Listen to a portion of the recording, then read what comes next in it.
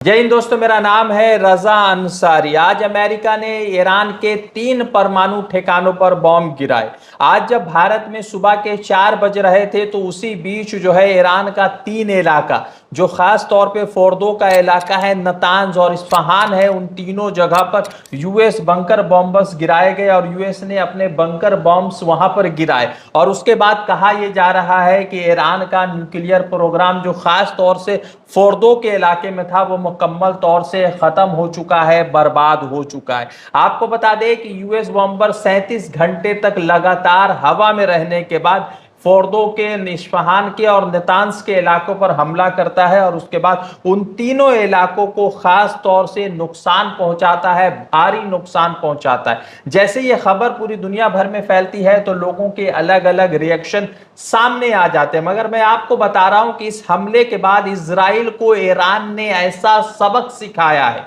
और जिस तरह से ईरान ने अब तक का सबसे मजबूत और सब तक घातक मिसाइल जो अब तक इजराइल के ऊपर ईरान ने इस्तेमाल नहीं किया था, वो अब ईरान ने इजराइल के ऊपर उसी हमले के कुछ ही घंटे बाद इस्तेमाल कर दिया और तकरीबन 40 ऐसे मिसाइल दागे हैं इजराइल के शहर तेल अवीव पर, यरूशलेम पर, फिर उसके बाद नेसी जोना पर, रिशोन लिजियोन पर। इन 4 इलाकों पर इतने बॉम्ब गिराए हैं कि पूरे इलाकों में तबाही का एक नया मंजर नजर आ रहा है। आपको बता दें कि इस हमले के बाद जिस तरह से यूएस ने ईरान के ऊपर हमला किया, उस पर आयतुल्लाह खुमैनी ने कहा है कि हमला ऐसा होगा जो इससे पहले नहीं हुआ, यानी कि ईरान ने अब अमेरिका को भी आंख दिखाना शुरू कर दिया और कहा है कि हमारे ऊपर जिस तरह से हमला हुआ है हम भी उसका जवाब देने के लिए मुकम्मल तौर से तैयार बैठे हुए। आपको बता दें कि इस हमले के बाद डोनाल्ड ट्रंप ने कहा कि फोर्दो का जो इलाका है वो खत्म हो चुका है, वहां से न्यूक्लियर प्रोग्राम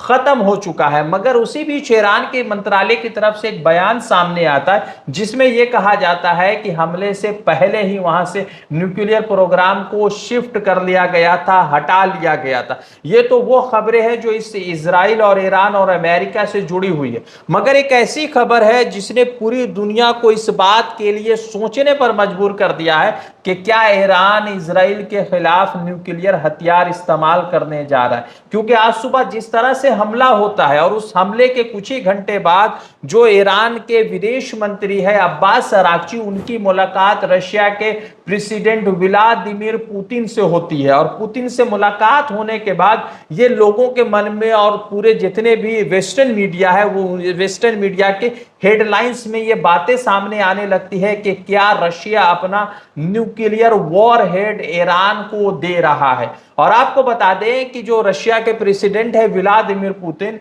उनके जो क्लोज एडी है, जो उनके बेहद खास लोग हैं, उनमें से एक ने एक जानकारी दी है कि बहुत सारे दुनिया के ऐसे देश हैं जो ईरान को अपना न्यूक्लियर वॉरहेड, यानी कि एक ऐसा आला, एक ऐसा प्रोग्राम, एक ऐसा सिस्टम जिसके जरिए न्यूक्लियर को इस्तेमाल करके भारी तबाही मचाई जा सकती है, वो देने के लिए तैयार हो गए। यानी कि दुनिया के कई सारे देश जो है ईरान को अपना न्यूक्लियर वॉरहेड देने के लिए तैयार हो चुके हैं। कई तरह के सवाल उठ रहे हैं, मगर उसी सवाल के बीच में आपको बता दें कि जैसे ये हमला होता है तो उस हमले के बाद जो डोनाल्ड ट्रंप है उनके तरफ से कई तरह की बातें सामने आती है। डोनाल्ड ट्रंप ने कहा है कि हमले के बाद अब शांति आएगी। ये पहले ऐसे व्यक्ति है जो ये कह रहे हैं कि हमले के बाद शांति आएगी, शांति पहले आती है। फिर उसके बाद उन्होंने कहा कि 3 ठिकानों पर हमले के बाद जो है ट्रंप का मानना है कि जो इलाका फोर्डो का है वो खत्म हो चुका है। ट्रंप ने कहा कि अगर ईरान नहीं रुका तो आगे और भी टारगेट होंगे। तो ट्रंप ने आगे कहा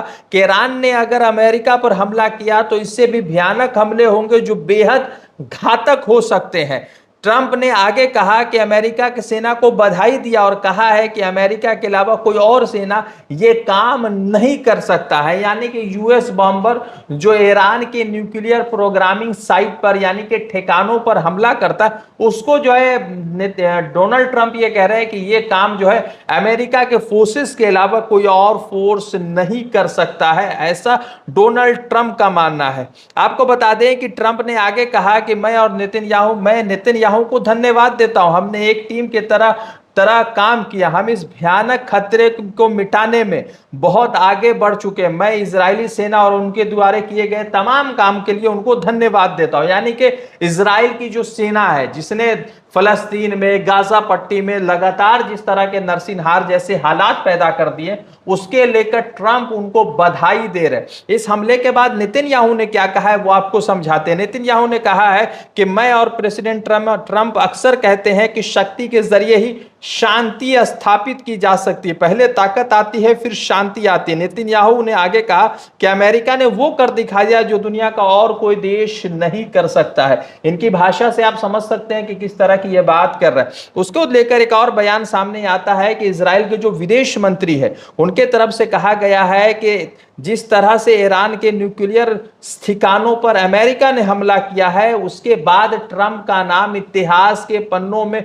सुनहरे हरफों से लिखा जा चुका है। माफ कीजिएगा, ये सुनहरे हरफों से लिखे जाने वाली बात नहीं है। अब आपको बताते हैं कि रशिया से मुलाकात, रशियन प्रेसिडेंट से मुलाकात होने के बाद अब्बास अराक्ची की जो मुलाकात हुई है उससे क्या कुछ निकलता है। सबसे बता दें कि ईरान के विदेश मंत्री अब्बास अराक्ची की जिस तरह से मुलाकात रशियन प्रेसिडेंट व्लादिमीर पुतिन के साथ होती है, उससे कई तरह के सवाल उठते हैं। आपको बता दें कि रशिया ऑलरेडी एक न्यूक्लियर परमाणु देश है और इस न्यूक्लियर देश होने के बाद अमेरिका के खिलाफ हमेशा अपने मजबूती से पक्ष रखते हैं और अमेरिका के खिलाफ और अमेरिका को लेकर दुनिया भर में अगर कोई देश सबसे मजबूत माना जा रहा है फिलहाल तो वो रशिया है। और जिस तरह से अब्बास अराक्ची की मुलाकात व्लादिमीर पुतिन से हो रही है, उसने कई सवाल ये खड़े कर दिए कि क्या रशिया अब ईरान को अपना परमाणु हथियार देने जा रहा है और क्या ईरान इस परमाणु हथियार को अमेरिका और ईरान के खिलाफ, अमेरिका और इजराइल के खिलाफ यूज करेगा। ये कई तरह के सवाल खड़े हो रहे हैं। अब देखना यह है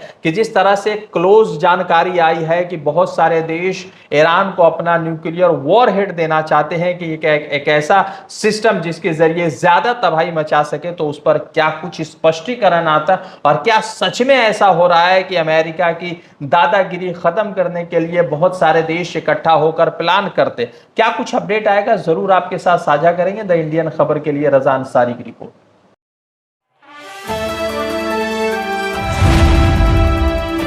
द इंडियन खबर, सच आपके सामने।